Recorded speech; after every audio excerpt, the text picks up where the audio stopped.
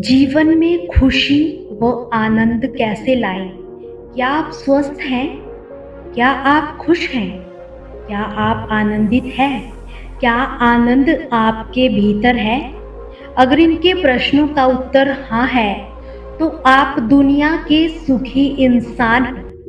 एक बार एक मूर्ख ज्ञानी के पास जाता है कि आप तो बहुत ज्ञानी हो, सभी आपको ज्ञानी मानते हैं। उस मूर्ख की बात सुन ज्ञानी कहता है कि मैं ज्ञानी इसलिए नहीं कि सभी लोग मुझे ज्ञानी मानते हैं, मैं ज्ञानी इसलिए हूँ कि मैं जानता हूँ कि इस पूरी पृथ्वी पर मुझसे बड़ा मूर्ख कोई भी नहीं है। उनकी बातें सुन मूर्ख चौंकता है और कहता है, मैं कुछ समझा नहीं कि एक ज्ञानी व मूर्ख के बीच क्या अंतर होता है। वह ज्ञानी कहता है, हाँ, ये बहुत सरल है। 3 प्रकार के व्यक्ति होते हैं।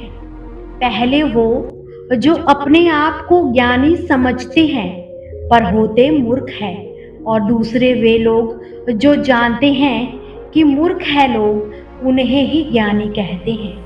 और यह कोई अंधकार नहीं, यही सच है।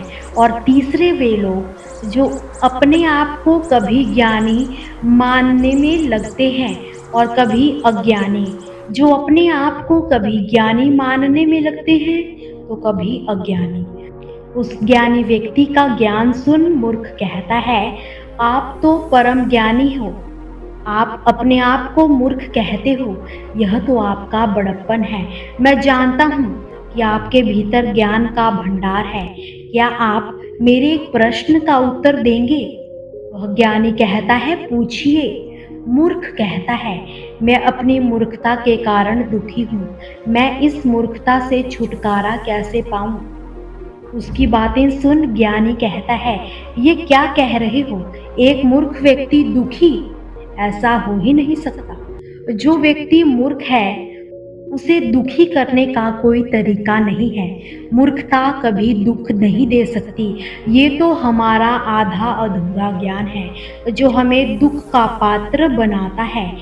एक बात याद रखना, जो वास्तव में मूर्ख है उसे दुख देने का कोई भी उपाय नहीं है, और जो मूर्ख होकर भी अपने आप को ज्ञानी मानता है उसे सुखी करने का कोई भी उपाय नहीं है।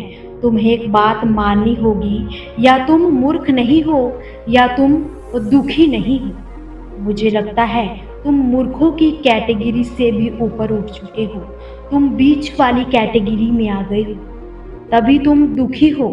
मूर्ख कहता है, हाँ, ये भी हो सकता है। कृपया करके आप मुझे उपाय बताइए, मुझे क्या करना चाहिए? ज्ञानी व्यक्ति उससे पूछता है, क्या तुम्हारे शरीर में कोई दर्द हो रहा है? मूर्ख कहता है, नहीं। क्या तुम ठीक से सांस ले पा रहे हो? कहता है, जी हाँ।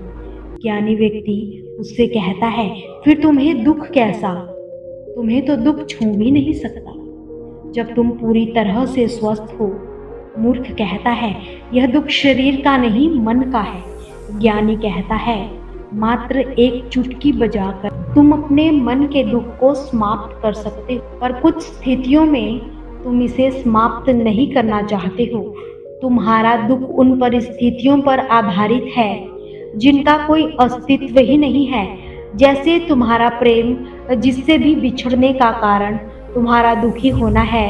इससे बिछड़ने का कारण ही भविष्य में तुम्हारे लिए हंसी का पात्र बन जाएगा। तुम ये सोचकर हंसोगे कि तुम क्या कर रहे थे।